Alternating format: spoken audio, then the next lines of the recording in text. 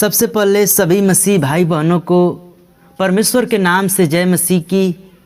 और मेरे भाई मेरे बहनों, आज के इस मैसेज में कुछ यूनिक मैसेज लेकर आया हूँ।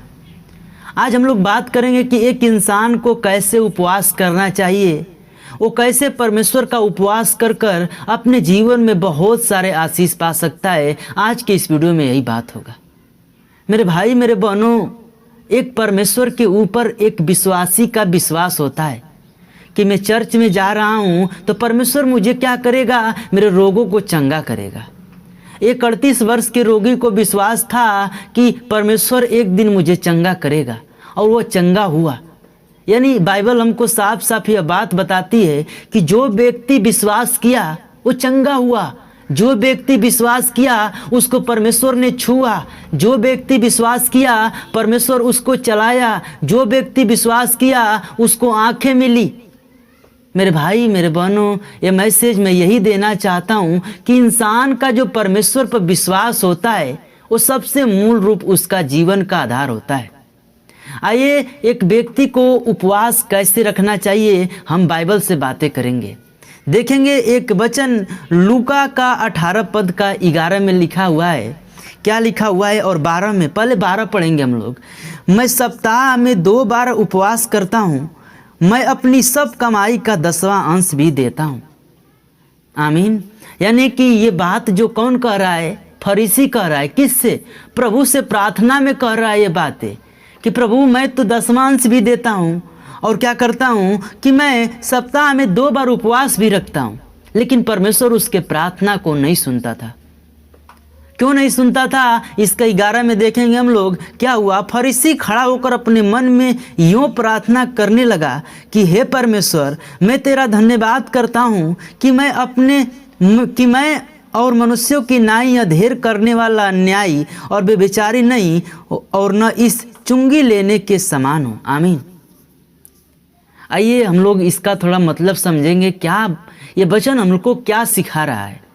ये वचन ये सिखा रहा है मेरे भाई मेरे बहनों, हर एक मसीह को ये बताना चाहता है कि ये जो फरीसी है वो ये बात कह रहा है परमेश्वर से कि मैं 2 बार उपवास रहता हूँ और 10वां अंश देता हूँ। यानी कि ये जो फरीसी है अपने नज़र में अच्छा बन रहा है। वो अपने नज़र में सिर्फ अच्छा बन रहा है, परमेश्वर के नज़र में ये अच्छा नहीं है। आप 7 दिन उपवास रहिए, नहीं, परमेश्वर आपको नहीं अच्छा। उसका उपवास रहने का परमेश्वर एक क्या बनाया है? नियम बनाया है।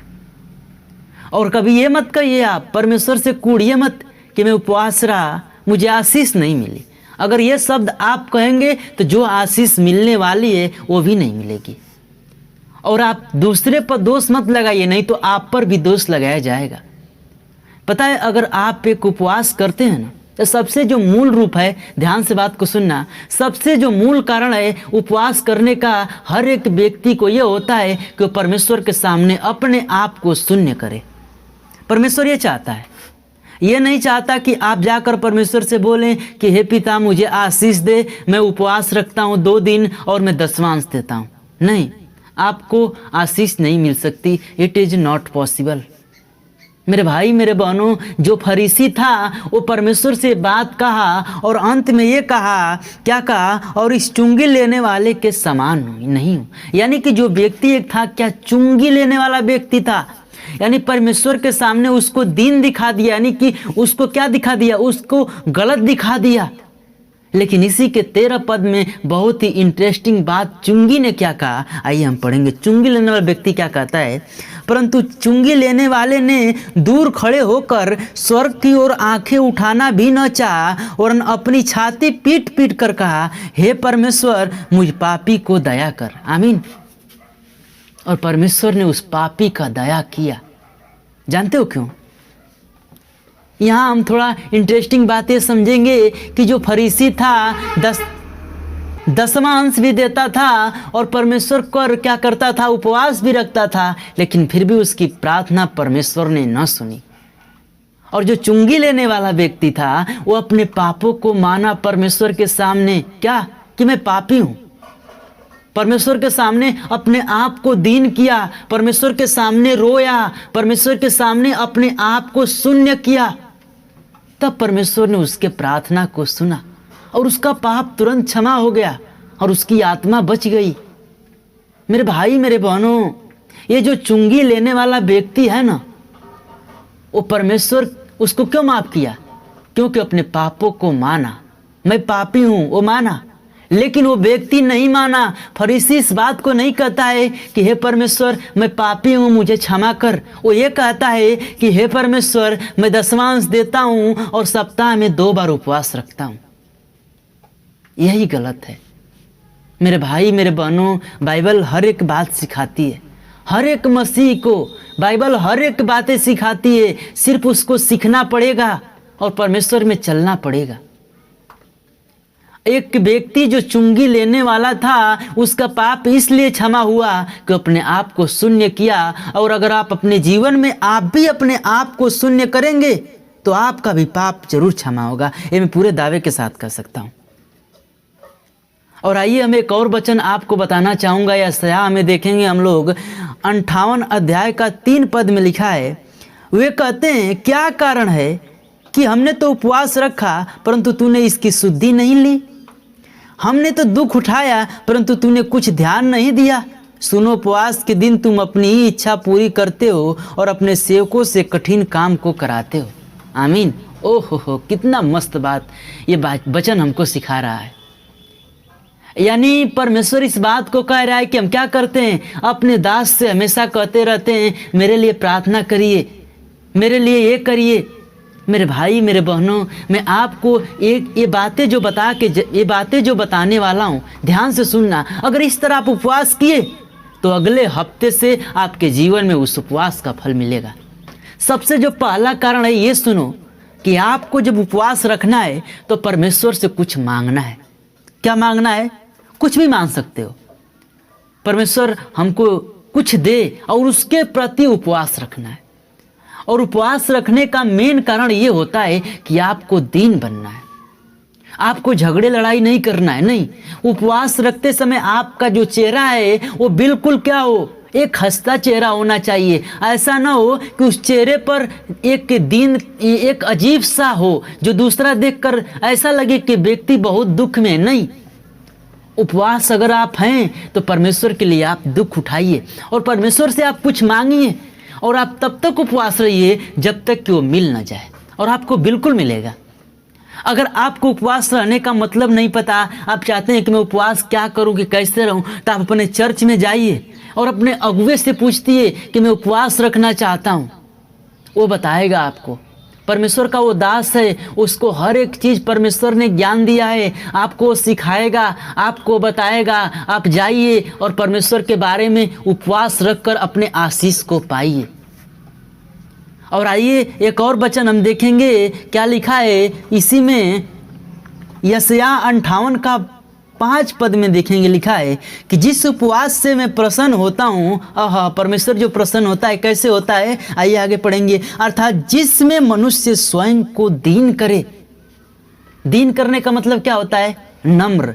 नम्र का मतलब क्या होता है? अपने आप को परमेश्वर के सामने सरेंडर करना है। यानी कि मैं कुछ नहीं हूँ परमेश्वर पिता, तू ही सब कुछ है। मेरे जीवन को तू ही चला, मेरे जीवन को तू ही बता कि मैं किस राह पे जाऊं। वो होता है अपने आप को शून्य कर देना।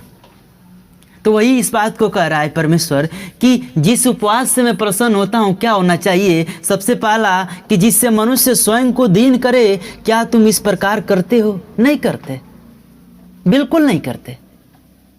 आपको करना पड़ेगा। सबसे पहले परमेश्वर के सामने आपको दीन बनना पड़ेगा, तब परमेश्वर आपके पापों को क्षमा करेगा। क्या सिर को झाऊ किनाई झुकाना, अपने नीचे टाट बिछाना और राख फैलाने को ही तुम उपवास और यहोवा को प्रसन्न करने का दिन कहते हो? यही बात है।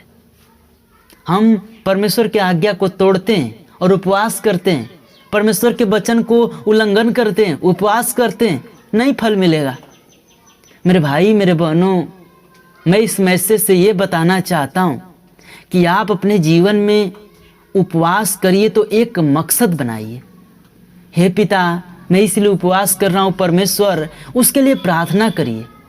वो परमेश्वर आपको बिल्कुल देगा। और हर एक इंसान के जीवन में कुछ ना कुछ जरूरी है। ऐसा कोई नहीं है। किसी के पास बहुत सारा पैसा है ना, उसके जीवन में भी कुछ जरूरी है। मेरे भाई मेरे बहनों, हम ये बात हमेशा और हर एक वीडियो में बोलता हूँ। जो मेरे वचन को सुनता होगा वो जानता होगा कि पैसा लाइफ में मायने नहीं रखता। मायने आपके जीवन में शांति रखती है। एक व्यक्ति बहुत पैसा वाला है, उसके पास शांति नहीं है, पैसा व्यर्थ है, गाड़ी व्यर्थ है, बंगला व्यर्थ है। सबसे बड़ा धन जीवन में इंसान का उसका शरीर होता है। शरीर अच्छा है तो पैसा अच्छा है, गाड़ी अच्छा है, बंगला अच्छा है, जीवन अच्छा है तो सब कुछ बेहतर है। और जीवन बेकार है तो आप महीने का 10 लाख कमाएं, वो मायने नहीं रखता, वो बिल्कुल गलत है। वो पैसा आपका किसी काम का जब आपको लाइफ में चलाने के लिए नहीं आ रहा है तो आप वो व्यर्थ है। और सबसे इंसान के जीवन में ये सोचना चाहिए कि हमसे पाप ना हो, उसको पाप से हमेशा दूर रहना चाहिए। अगर उसको जीवन में परमेश्वर के नज़र में अच्छा होना है तो, नहीं तो जब तक वो पाप से दूर नहीं रहेगा तब तक उसके जीवन में कुछ नहीं हो सकता। आज ये जो मैसेज मैं बताया हूँ, ये मैसेज मेरे चर्च में बताया गया है। मेरे अगुए ने मैसेज को सिखाया है तो मैं आपको सिखा रहा हूँ। मैं कोई पास्टर नहीं हूँ मेरे भाई मेरे बहनों, मैं एक प्रभु का लड़का हूँ। प्रभु ने मुझे बताया है, चुना है। थोड़ा मुझे ज्ञान परमेश्वर ने दिया है। ज्ञान मुझे नहीं दिया है, मैं नहीं बोलता हूँ, मैं कुछ नहीं हूँ, परमेश्वर बोलता है। मैं अपने जीवन में कभी नहीं कहा परमेश्वर को कि मेरे पास बहुत नॉलेज है। नहीं, नॉलेज नहीं है मेरे भाई मेरे बहनों। ये जो बातें निकल रही है ना, ये पवित्र आत्मा बोल रही है। आप भी बोलोगे। कैसे बोलोगे? जब परमेश्वर में मनन करोगे। मनन करना सीखो, आप भी धड़ धड़ बोलोगे। मेरे भाई मेरे बहनों, इस मैसेज को यहीं क्लोज करूँगा।